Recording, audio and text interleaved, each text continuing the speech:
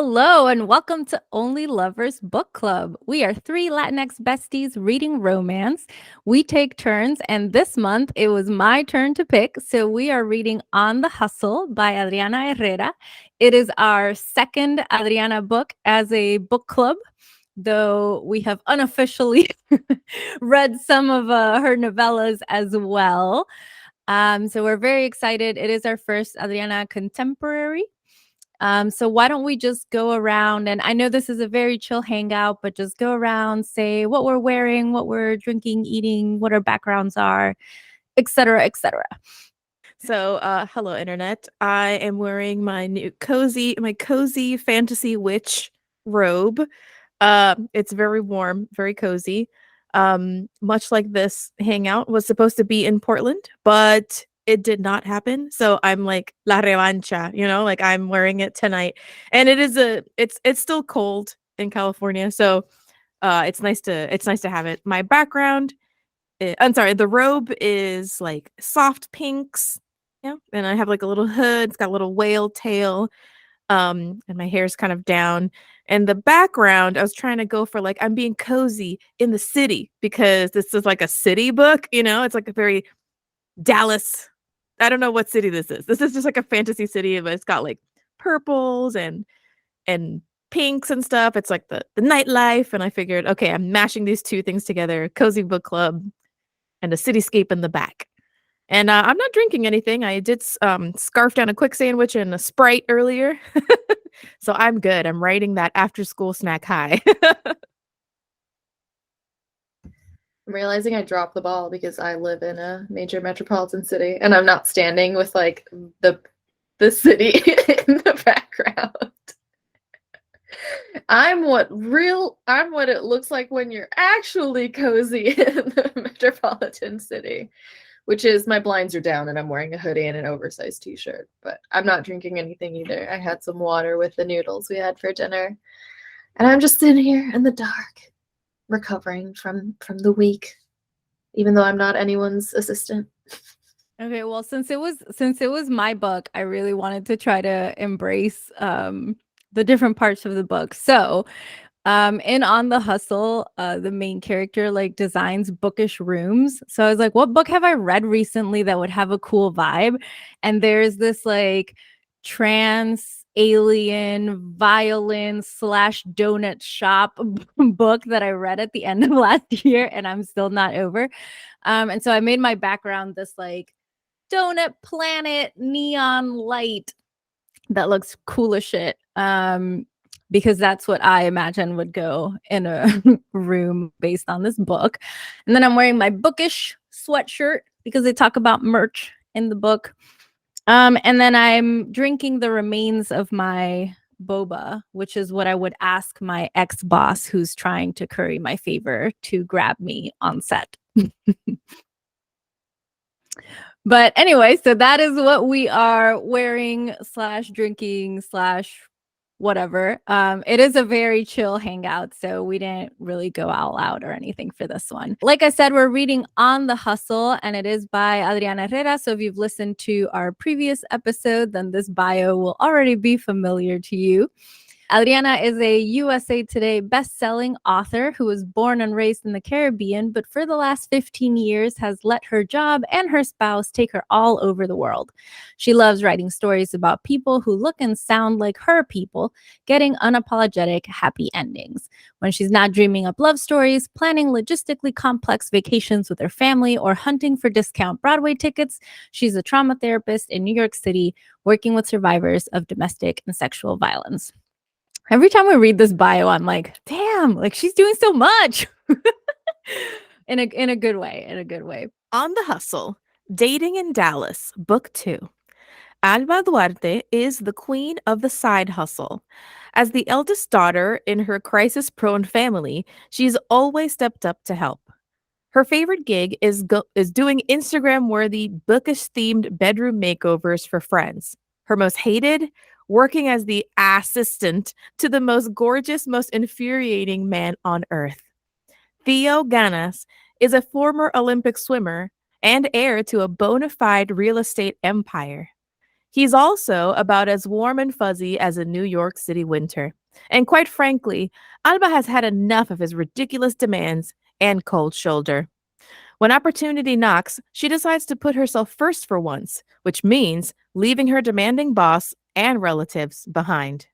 Her new life in Dallas seems like everything Alba's ever wanted until bafflingly charming and attentive Theo turns up in the lone state with an offer she simply cannot refuse.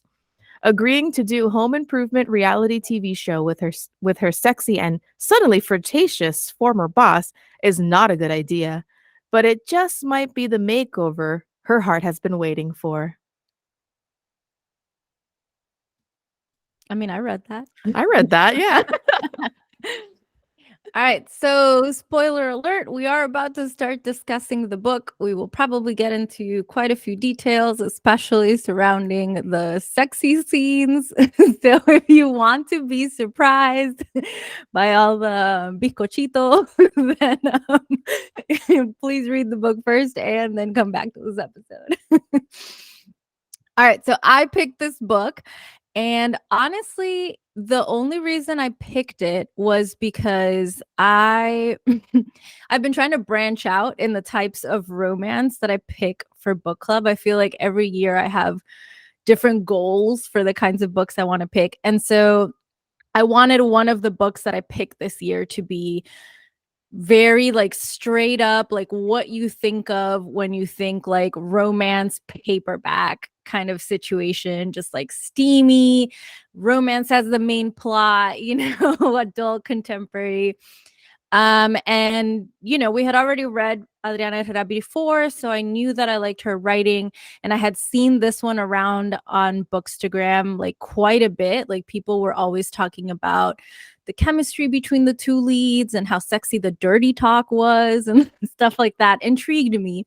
So yeah, that's why I picked it. It felt like a good book to start the year off with. So, overall impressions. I don't know who wants to go first. Oh, Chris. Excellent.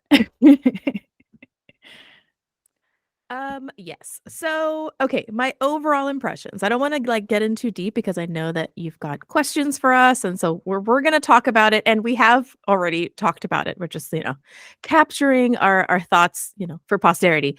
So I enjoyed this overall, but I definitely felt like I was, like when you're plucking at an eyebrow and you keep like I felt like I was more nitpicky with this book than I was with the previous Adriana Herrera book. And I think that's because I don't know. I don't know. Maybe I do love historical fiction. But just the setup of this one, I did not enjoy. I don't like it when people have more information than other people do in a book. And so I just found the love interest to be like I know he's supposed to be really hot and charming, but I unfortunately just found his wealth disgusting and I found him absolutely abhorrent. Like I was just not into it. I was gonna say you started talking and I was like, you just didn't like Theo. That's why you Yeah. were more nitpicky with this book. I was getting there. But yeah, pretty much my issues with the book stem from Theo and just not being that into him.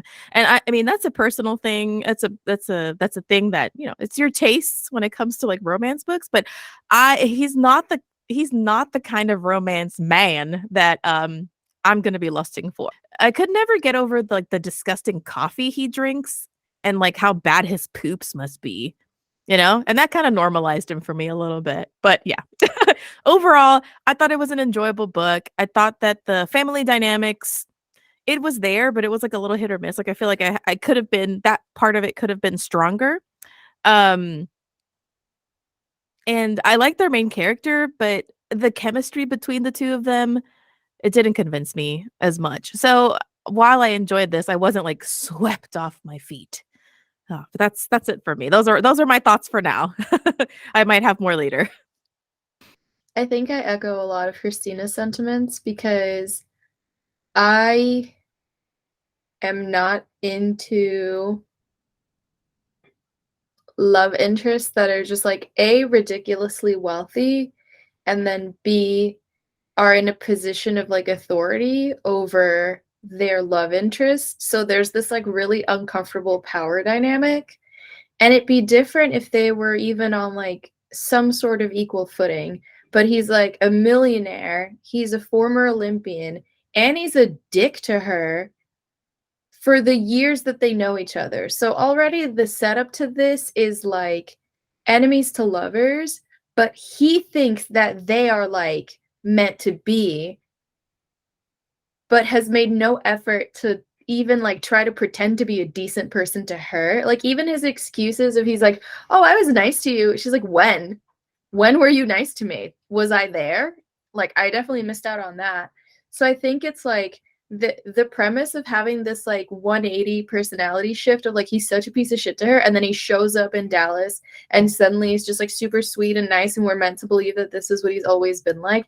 I would have assumed he had some sort of like traumatic brain injury or had like a terminal illness that had been recently diagnosed, or had like a tumor that had not been diagnosed yet. Like I would not have been like, "Oh yeah, this is what he's been all along." I would have called his family and been like, "I'm concerned. He showed up in Dallas. I haven't talked to him in 2 weeks. He's acting really different. I think that like a medical intervention is necessary."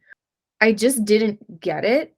And one thing that Chris mentioned at some point when we were on our Only Lovers trip was like all of his internal thoughts towards her were so motivated by how physically attracted he was to her that I also just was like, in Like, the span, do you actually like her, or did you just want to fuck her for where you so just want to long fuck her. that Exactly. And so the span of time where this is supposed to be happening in the book, where it's like, "Oh yeah, we're going to be filming this show for like X amount of time." I don't think that I could have forgiven the years of him being a piece of shit to me. Okay, well, I in to quote a show that I love, Love Island UK. I think you all are deeping this way too much. I think if you take this book for like what it is very enjoyable, and that's what I did. I honestly just didn't look too deep into any of the things you all are talking about. I understand them mentally. Like yes, I agree with every point you've made, but I just didn't care that much when I was reading the book. Like I was just there for the ride. Um and yeah, I liked the ride. I had a good time. I did like this more than the historical fiction, and I think that's just a genre thing. Like I'm not saying this was better written or the characters were better or that I like the romance better. I think I just have a better time when I'm reading contemporary. Um whereas I think both of you appreciate historical more than I do. And so that combined with liking the couple more in the other book probably led to you enjoying it more. But getting to our first question and kind of moving away, as you'll see, these questions are really very not that deep. So, number one, moving away from all the very valid points that you all had. The internet, and specifically Bookstagram, loves to rave about Theo as a stern brunch daddy. So I wanted to talk about that. Are you a stern brunch daddy girly? can you Let me know if define you need clarification Yes, on can this. you define what a stern brunch daddy is? I mean, I know what it is, but like could you define it for our audience?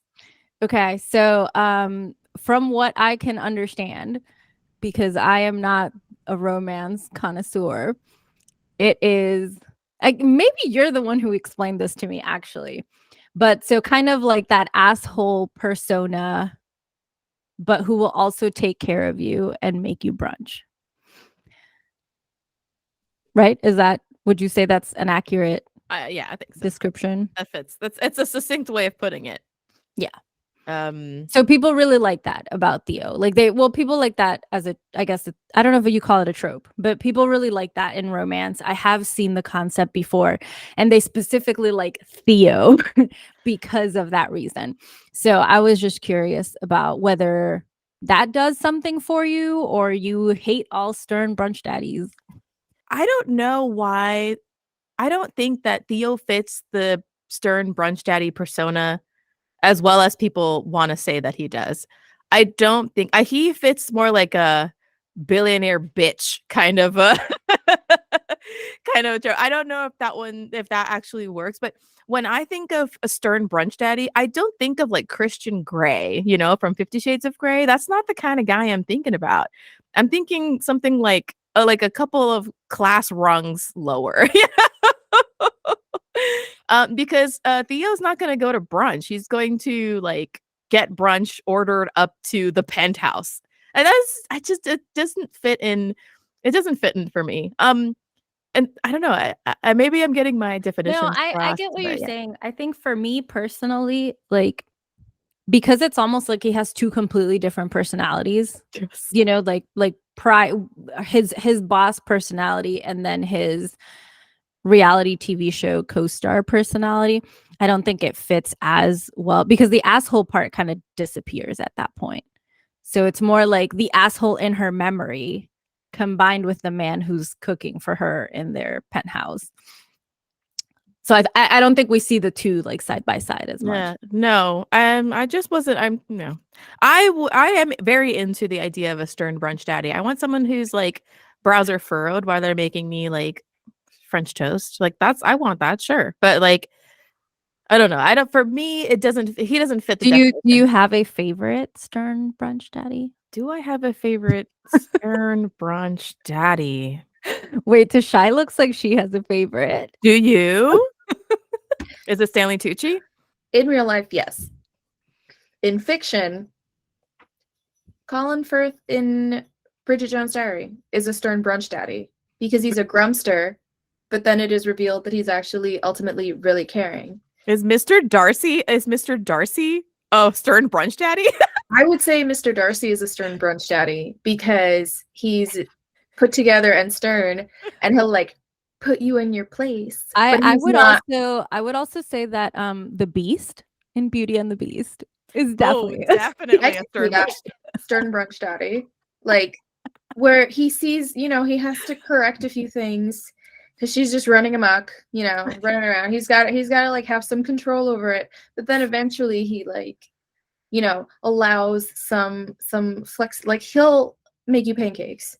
I don't see Theo as stern No, brunch daddy. you're He's too. the edges are too sharp on Theo, I feel. Like a stern brunch daddy feels like softer and more wholesome. Like on the inside, it feels really like wholesome. And like for me, Theo felt evil. now that we talk about it, I think maybe I just like stern brunch without the daddy part, which Yeah. I think the four horsemen of the apocalypse. Girl, fall shut into. up. Get Shut outta the here. fuck up with that No, shit. Shut the they're fuck not up with daddies. that shit. No. Okay. So moving on because clearly nobody likes Theo, but did you like the sex scenes in this book or the sexy times in this book? Because there were a lot of them. And so imagine someone else if you'd like instead of Theo, but what did you think about the sexy content? Because people on Bookstagram talk about these sex scenes a lot. Like they all give it like 5 chili pepper steam kind of thing. Yes, it is a spicy pepper 5 book, and I did not mind that. I actually it was one of those where I'm like, I need less story and more of this, honestly. I love Adriana's sex scenes. There's a template for sure. Like I recognize she's got moves. Like she's got moves on the page. You know what I mean? In every single one of her books, at least that I've discovered, is like very gratuitous, like lady oral scenes. And it's just like very much like celebrating vulvas, celebrating vaginas. And it's just always like it sounds like it's so good. Do you know what I mean? Seeing their kind of like sexy chemistry kind of like finally happen. It was like a will they, won't they? And then when they did, it was like yes. And then it kept getting good. It was good. I enjoyed the spiciness of the book. Had it not been for the spiciness, I don't think I would have like enjoyed it as much as I did. because I think everywhere else I don't want to get deep, but it does kind of fall apart for me. But yeah, the sexiness saved it for me because I think that their chemistry is really like physical, really hot, and really like, I guess, brunch daddy worshiping mommy type situation. So I was into it. I was into it. Okay, I don't have a problem with mommies and daddies. So I'm the one dressed like a baby here. So I don't need your What looks. about you, Tosh? Yeah, I mean, the chemistry was fun. Like Christina said, if Adriana weren't so good at writing like sex scenes, I don't know that her books would be as like consumed voraciously. Like there's a reason people are so into it, and it's like whatever story she's writing is only strengthened by how well she knows how to write chemistry of like a sexual nature between her characters. Like she's got adjectives. she does like when to whip it out. It is easy to then like fall into the scene of it and then overlook the stuff that maybe like earlier was like annoying me about the characters, because once they're doing it, it's like, oh shit, that chemistry is hot. Granted, if there are too many scenes in a book, then after a while I'm kind of like, okay, well, what is going to happen? So if I started feeling that way, then I would like take a break from it so that I could go back to it and like get into it again. But I think their chemistry it's really good. Like Chris said, putting away Theo's personality and just focusing on like the body in the scene. It's like, oh shit, this is very well written. Yeah, I enjoyed the sex scenes. I didn't think there were too many, which sometimes is I am the person in our book club who's like skimming through sex scenes often. So I enjoy when there's what I consider like just the right amount, which I thought this book was just the right amount. I will say for me, the only thing I didn't like about these sex scenes, because I thought everything else was so well done, and that's just like a me thing, but every time that he would like speak to her in Spanish, I could not handle it. Just if when you the are not Spanish came out, oh Mm. no. You can stop that now, Theo. Thank you. You've proven that you are Hispanic. I don't need any more of this. Speak Greek to me. I don't speak Greek. I don't know if you're being correct or not in your yeah, that was just no.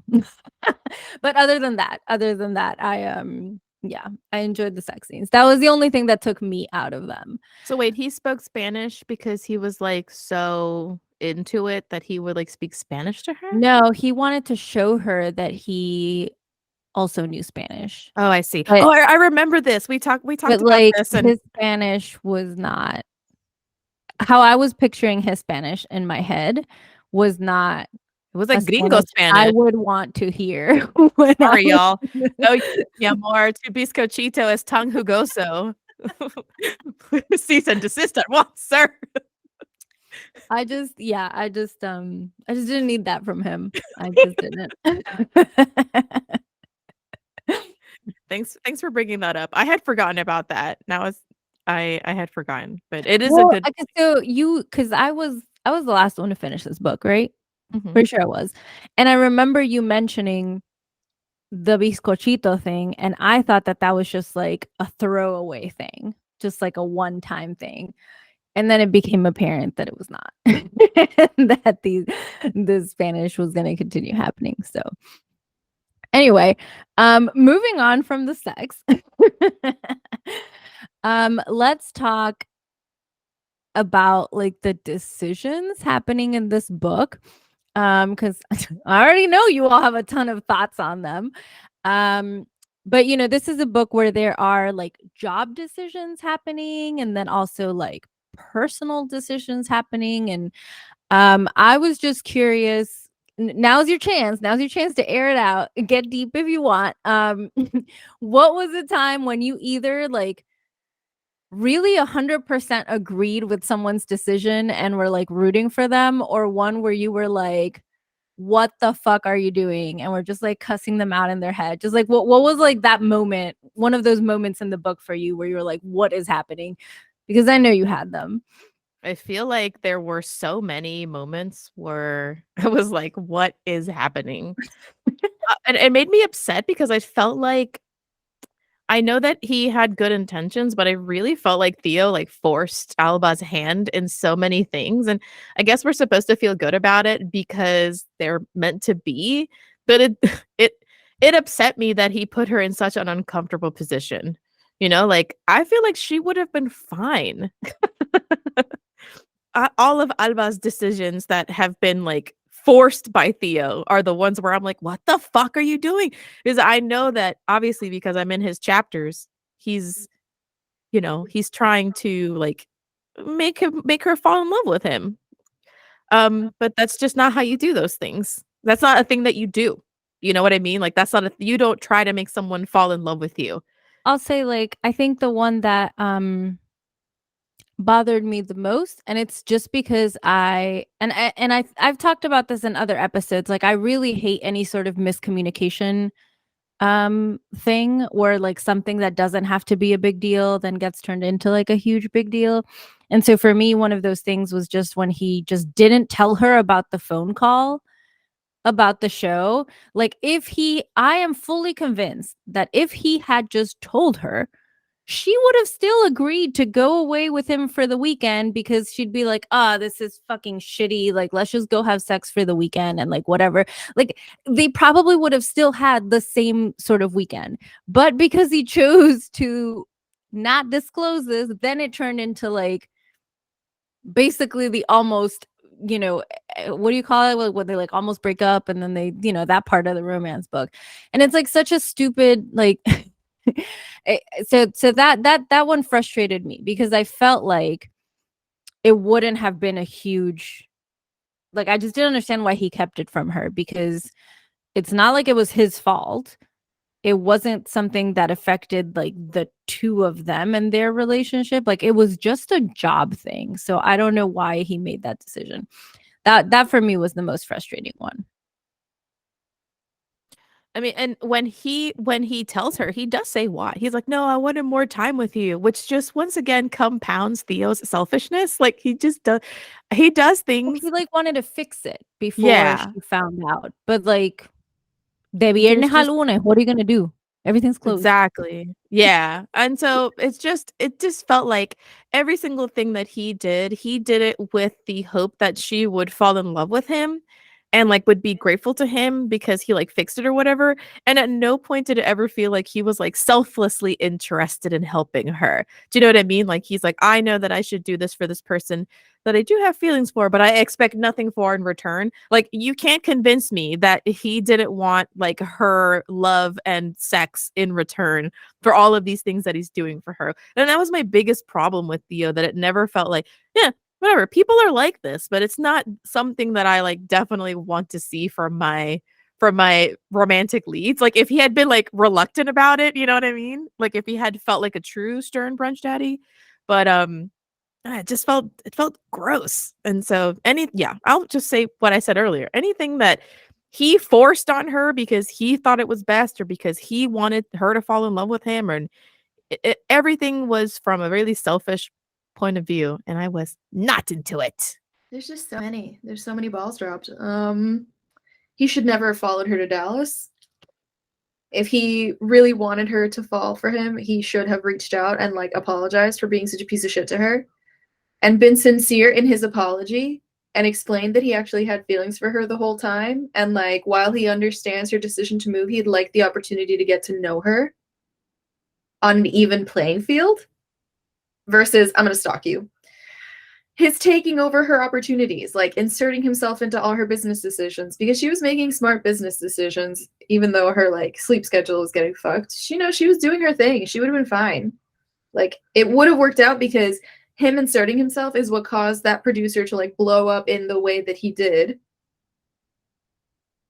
So that was a stupid decision. Not telling her about the job. You just gotta be honest, especially if, like, then apparently at one point afterwards he's like, "Oh, of course I should have known. I knew about the stuff about her dad," which I was confused by because I don't quite understand when he acquired that information. But it's like, here's this deeply traumatic thing you know about her, and you immediately forget it the moment that it would have been useful.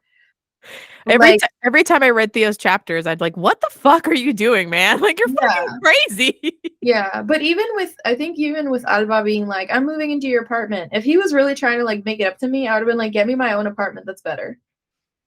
You're rich. I don't want to live with you. We're not friends like that. And like, we're trying to build a relationship. I would have been like, get me another apartment in this building that you can still come visit me, but that way I like have my own fucking space.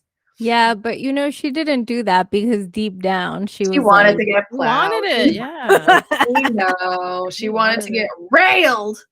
moving the focus a little bit to Alba. I think one of my favorite things about her was that her job, it sounded like the kind of fake thing that you like to daydream about. You know what I mean? It's like, oh, if I was a millionaire, this is what I would do as my job. Like that kind of scenario. Like the fact that she's making a living decorating rooms to be like book themed just sounds so fake, but also so amazing. So I was curious if you could have any sort of bookish career, either practical and already existing or something that is just completely out of your wildest imagination, what kind of bookish career would you want to have? I've always wanted to have like a book cart. I feel like Tashai shared something like this today where it's like, oh, every person wants to have a bookstore slash bakery slash something or other. And that's literally, I mean, obviously, yeah, it's what it sounds great. I've always wanted to have like a food truck or not a food truck, like a little van, una Kiwawa, that is like, has a bunch of like books, used books and zines or whatever. And I just drive somewhere and I park there, but I think I want to add donuts to it too. Like I was thinking maybe pie, but maybe like have a book that matches a donut or something. Like a very specific like donut bookshop where the books look like the donuts and the donuts look like the books. But yeah, that's what I'm thinking. I've always wanted to have like a little coffee shop bookstore situation, but like that I could just close up and and, and leave whenever I wanted to, just like park the van in front of my house and until I felt like doing it again. So yeah, that's mine. That sounds delicious. I would absolutely go to your donut They slash would be book cart. vegan donuts, just like the dough donuts that I had in Portland. If I have all the money in the world and I could have a book adjacent job, I would either want a restaurant where I recreate meals from books, or I would have amazing. or I would have a fashion line where you can buy outfits from books. Because I love clothes and I love food. And those are things that I lean on a lot. Like I love window shopping. I like Pinterest boarding stuff sometimes. Like I love just looking at stuff. And I love like architecture. We've walked by houses. Like I love design and I also love food. So if I could have the kind of money in the world where like work with chefs and we do research into books and we put together a menu that like is like as true to certain stories as they can be, but is also like accessible, so not super fucking expensive, uses local ingredients, has like vegan or vegetarian or gluten-free versions of things. I'd love to do that. And then if I could have a fucking clothing store where the clothes are inspired by books and you come in and it's all just like audiobooks playing, like snippets of audiobooks as you walk in, and like the fitting rooms can have different audio snippets Like playing if or it's like a like multi-story, then it could be like different genres per the yeah, floor. So yeah, like there's like not like explicitly sex, but like sort of sexy, like yeah, yeah. whisper And is then there's happening. like yeah, you because then you can have like a kids corner too, and then you have kids dressing up like characters from like children's books and stuff, and you can buy books while you're there, and like that could be really cute. So that would be my like I love that because then ooh, if you're doing like charity event type things, then you can get authors to like autograph tags on like special editions or something, right? Like I think that'd be cool. Yeah, no, I would be a customer of all three of these ideas. I'm sad that they don't exist. I'm Yeah. sad that doesn't exist. What about you, Drea? Do you have like a bookish Okay, like mine idea? is like a different like pivoting kind of thing because I feel like in yours you like own businesses or like have established some sort of like retail situation.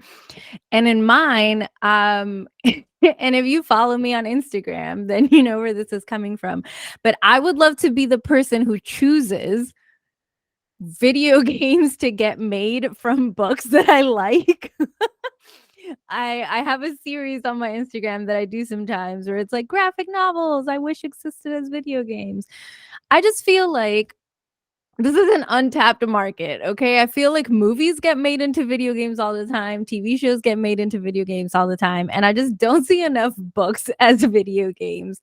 So I don't know. I mean, in an ideal world, because I have no experience with designing games or doing, I just want to be the person who picks and says, this is the book we're doing next. Like, that's all I want my job to be is I just get paid to like read books and say, this one's up next. So you Like want to a be a video game agent? yeah, like a Yeah, video I game guess. agent or consultation or whatever. Like, you know, you've got your That get your sounds so cute. That sounds really cute. let's do it. Let's make it happen, y'all. I'll bring the donuts. Tasha, I'll bring the dresses, I'll bring the video games. and you bring the video game. That sounds like a great like party.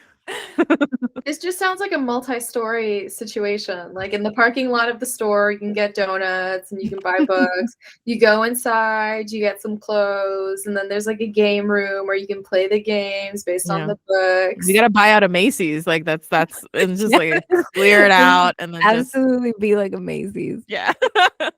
Bueno, can so see- I only have one question left. And I'm glad I put this question here because I feel like we have focused a lot of our attention on Theo and kind of marginally also on Alba, but expanding to like every single character in this book. If you were on a dating app, which character would be the one that you would swipe for? Dang. Because I I feel thought like there were a ton of side characters in this book, like a lot of side yeah. characters. So the question I was ready to answer was like, which side character did you like the most? And I was like, nobody, because I don't remember anybody else. So to be honest, I probably would Okay, have do you swiped. want me to tell? Okay, so I remember discussing this question with you in Portland, and you had an answer right away. I had some thoughts because I was also swiping, like I was also back in my dating profile swiping to see if I could Yeah. get a date. And Do you want me to so remind you who you said you wanted to date? sure. Okay, when we had talked about this in Portland, you said you wanted to date the Theo's dad's wife, Yes. the new CEO. Yes. Yes. That is my answer. That's my answer. What's not to like? She sounds great. She sounds amazing. I don't know what well, I know what she's doing with that guy. He's fucking loaded. That's fine. I respect that. I respect that. But also, I don't. Like she should be with me and not him. But yeah, that's my answer. We're just talking about swiping right. We're not talking about marrying. So I'd swipe right on Theo because I know he can get me into like a 3-star Michelin restaurant. Shy. See, that's what I'm I'm saying. Like using him for his funds. exactly. Like, you know what I mean? I've swiped right based on people's physical attractiveness because they also seem like the kind of people who would pay for the drinks and then I don't have to pay for anything. So I would swipe right on Theo and then I would sell him on my business idea and get him to invest in it and then Boom, we got our Macy's. dad. Bueno, I would swipe on the museum lady who then like went off on her own and partnered with Alba to do the line of book stuff. Remember the one who was like, no, you don't remember. Nope. That's okay. All right, just think that she's like sexy, has enough money to start her own company and was smart enough to bring in Alba as like a co-partner. Yeah. She sounds like someone swipe. She sounds like someone who is swipeable for sure. Swipeable. She's Yeah. the one who's like, I quit my job and I want to work with you. Yeah, that one. I remember now. I was just like, Yeah, huh? this was like after they had told her like, okay, she had to make her designs more like universally appealing, and then this lady was like, I don't like that, and she quit. I found that to be the most realistic part of that book, by the way. I found that to be very realistic. I was like, oh yeah, they would be like, you need to make this more white. Is there anything we didn't talk about? Like, now's your chance. Anything else you want to throw out there before we move on to kind of talking about what's next? Oh, I wanted to also say that something else that kind of took me out, and I was thinking too much about it, but what Tashai said about like Dallas being not definitely not being that city for me, like that my opinion on Dallas has changed quite a bit because of all the stuff like that's happening politically in that state. And so it just felt strange. There was one throwaway line in the book that was like, I mean, yeah, politically, la, la, la, but like, whatever, it's still home. Like, I get that, but gosh, um, I wish that it hadn't been said at all. I feel like right in my mind, the Dallas in this universe, the Dallas in this book, the only problems that exist are between like Alba and Theo, and Alba and her parents, and Theo and his dad.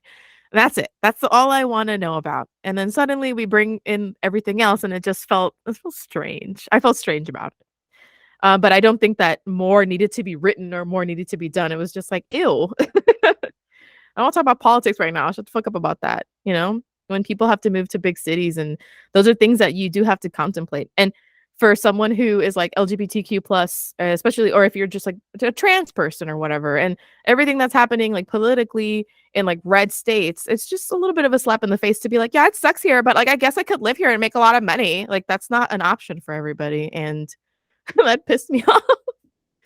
The end. That's what I wanted to say. I do agree with that point though, because it's like everyone romanticizes like living in New York in all the movies and all the books. It's like, oh my God, everyone always romanticizes the idea of it.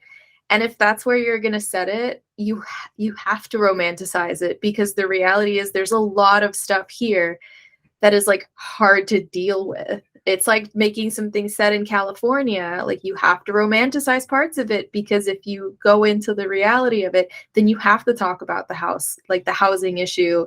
If you set stuff in certain places, then you can't ignore the fact that there is like an opioid crisis, right? Like if you're turning it into like a romance novel, if you're trying to make it this like wonderful place, I want to suspend my disbelief. Like I want to suspend my belief, like, what is it called? Did I say it the wrong way? Suspension of disbelief. I want to suspend my disbelief in all areas so that I can truly, truly enjoy it, and like not have to be reminded of all the stuff that it like does make it hard to exist.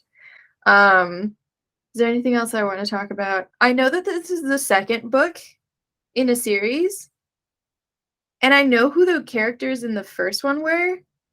But I wish that they had gotten more like cutesy scenes, because I feel like usually when you get a second book in a series and then they bring in the first characters from the first book, you get a lot more of like razzle dazzle. And I figured who the main characters of the first one were just because of like showing up, but I didn't feel like there was enough given. Usually you get a little taste of what was going on in the first book, so I was kind of curious about that, but I think that's it. What is everybody reading before we I'm talk reading about Howl's Moving Castle. which is next month's book picked by Christina. And wait, you haven't read it before, have you, Tosh? Mm-mm. Okay, so this is like that pirate book. So Chris, you've read it, but it's Mhm. our first time. Yes. This Okay. is my excuse to make you read a book that I really liked. I borrowed the book about the witches that you were reading. The Very Secret Society of Irregular Witches. Yeah, I like forgot that I put a borrow request on it, and then it was like at the library 2 days ago. So I'm like, I went and grabbed it. I am currently reading a couple of things, but the one that's kind of got me hooked right now is called Disability Pride: Dispatches from an ADA World, or Post ADA World. And this is by Ben Matlin. I just got it from the library, and Ben Matlin's a journalist. It's got a lot of interviews, and it basically talks about a lot of the movements that have like tried to erase like non-white and LGBTQIA plus folks from getting the access that they need. And so it was one of the books that I had put on hold. I think after we read Accessing the Future. It was one of those that I knew was coming down the pipeline. So I heard it was finally come out, so I put a hold on it, and it's here, and I got it, and so I'm really Can you excited to show us read the it. cover? I don't have it on. I have it in Oh, the room, but I can. The I just opened it because I couldn't type it on my computer. on But your phone. I will show it to you once everyone else shares. Yeah. I'm reading El Invencible Verano de Liliana by Cristina Rivera Garza. This is what the cover looks like. It just came out in English, which is how I found out about it. So that's how I find out about a lot of like books being published in other countries, is like when they get translated in the States and people are like making a big hoopla about it, then I'm like, oh shit, let me look up the Spanish, like the original Spanish. And so in this case, this was published years ago in Mexico, and I guess because Penguin Random House published the translation, they decided to also publish the Spanish, but with like the same cover as the English translation as a paperback. And I mentioned that because if, like me, you like reading in Spanish also, then you know how hard and expensive it is to get books from other countries. So because it's a paperback now published in the US, then it costs what a normal book in the US costs, as opposed to me having to pay $30 to get it from Mexico. But it's a memoir, and it's a sad memoir. Just Tosh, you might like it actually, in, in Spanish or English. But it's basically about this author, Cristina. She's published a bunch of stuff in Mexico, but this is the story of how her sister was murdered by her boyfriend in Mexico. So it does kind of a deep dive into like femicide in Mexico, but also it's like her going to the offices in Mexico to get the paperwork for her sister's case, which was like never solved. Like everybody knew it was the boyfriend, but like no charges were ever brought. And so it's like her getting all the paperwork and trying to like reopen the case like 30 years later, and like just basically being like, my sister's going to be forgotten forever in history if I don't like do this. And like from what I've been told, like she like it's successful. Like she is able to bring justice for her sister and all that. So it's kind of a heavy it's kind of a heavy story, but I like it because it's like memoir slash let me take you on this journey with me kind of thing. So / true crime. yeah, exactly. So yeah, that's why I was saying, like, actually, now that I think about it, I think you would really like it, Tosh. So I guess we did read a kind of steamier book this month, but next month we are reading a children's book, as I now know. I think you'll like it. I mean, I hope you like it. I don't know. We'll see. I feel like you're gonna like Calcifer more than anybody. Yeah. And on that note, that wraps up this episode of Only Lovers Book Club. Thank you for making it with us to the end, spending some time with us during our discussion. Leave us a comment. Let us know if you're Team Theo or not. And we'll see you next month when we read House Moving Castle. Bye. Bye. Thank you for hanging out with us. You can support Only Lovers Book Club by dropping some change in our tip jar and buying some books with our bookshop link. You can find us on Instagram at Only Lovers Book Club, and from there, find our individual accounts and projects. Feel free to favorite or rate us if that's an option for you, but always make sure to like and subscribe and turn on your notifications so you never miss an episode.